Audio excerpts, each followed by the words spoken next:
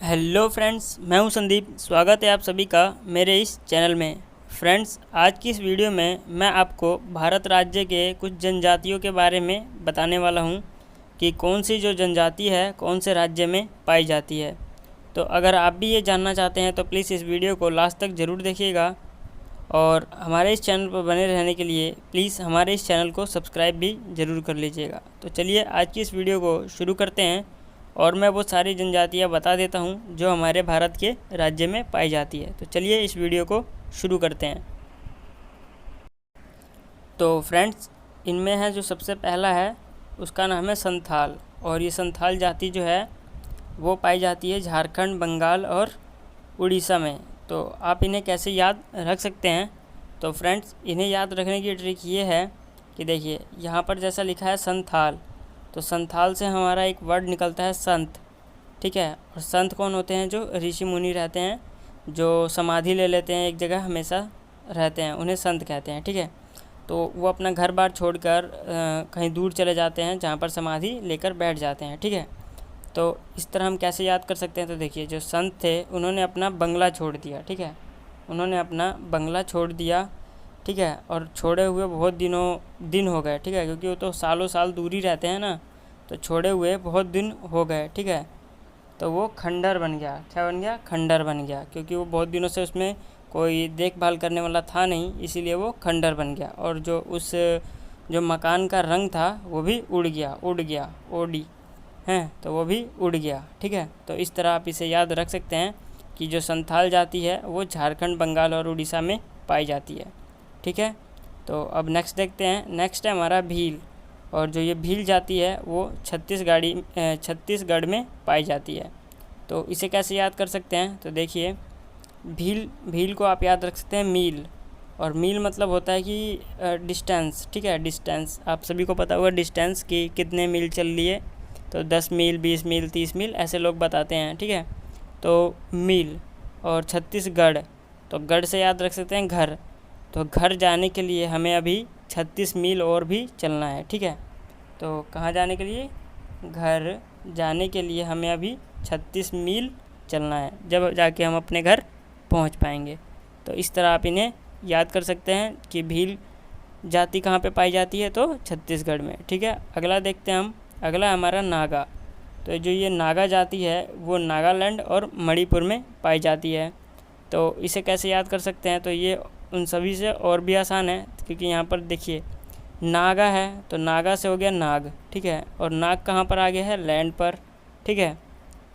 तो नागालैंड, क्योंकि नाग जो है वो लैंड पर आ गया है, और मड़ी बजाने से भी नहीं भाग रहा है, क्योंकि आप सभी को पता है जो मड़ी बजाते हैं तो नाग नाचने लगता है और भागने लग जाता है, ठीक है।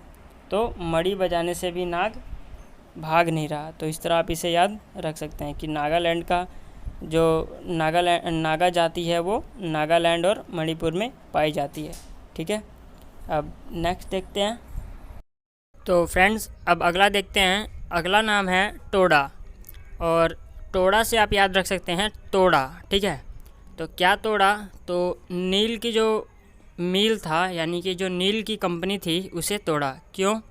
क्योंकि आप सभी को पता है कि जब अब नील की खेती ही नहीं होती तो उस मील को चलाने का क्या फ़ायदा है, क्योंकि आजकल तो लोग नील से भी कपड़े नहीं धोते और नील की खेती भी नहीं होती।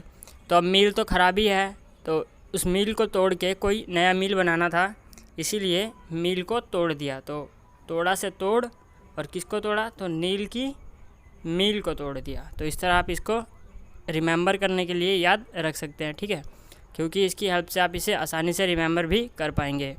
अगला देखते हैं मीणा, ठीक है। तो मीणा एक लड़की है जो कि अपने ससुराल में बहुत राज करती है।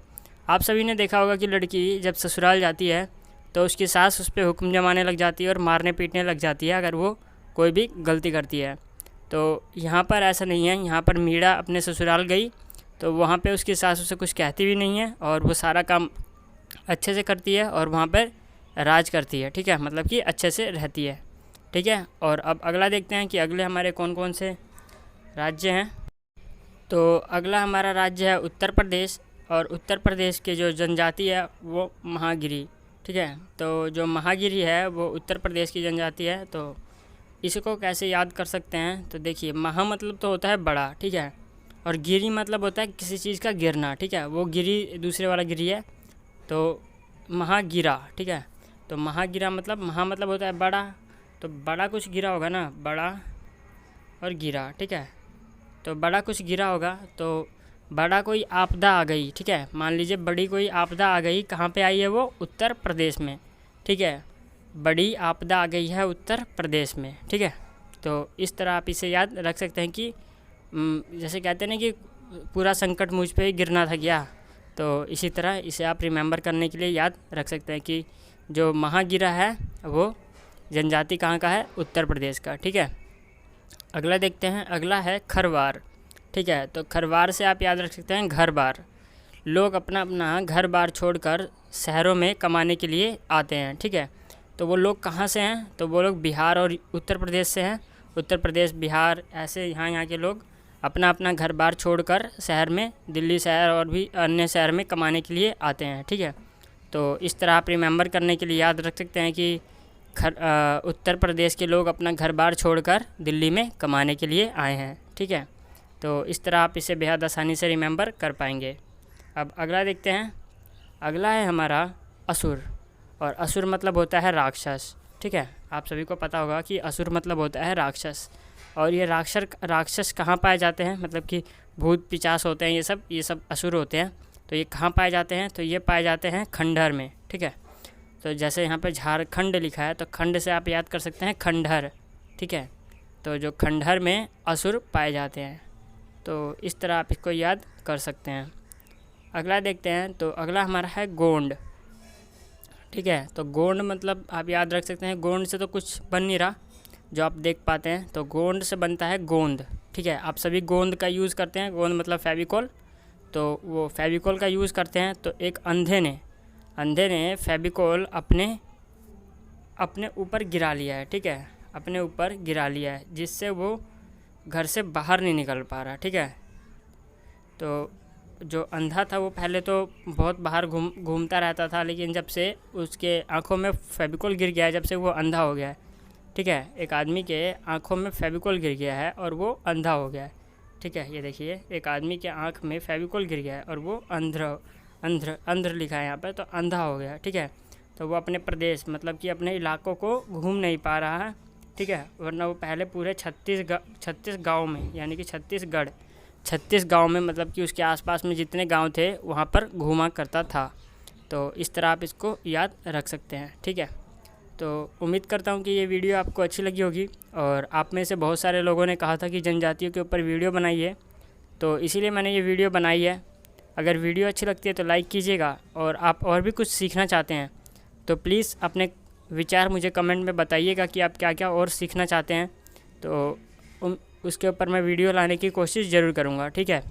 तो अपने विचार जो आप सीखना चाहते हैं वो प्लीज़ कमेंट में ज़रूर लिखिएगा। धन्यवाद।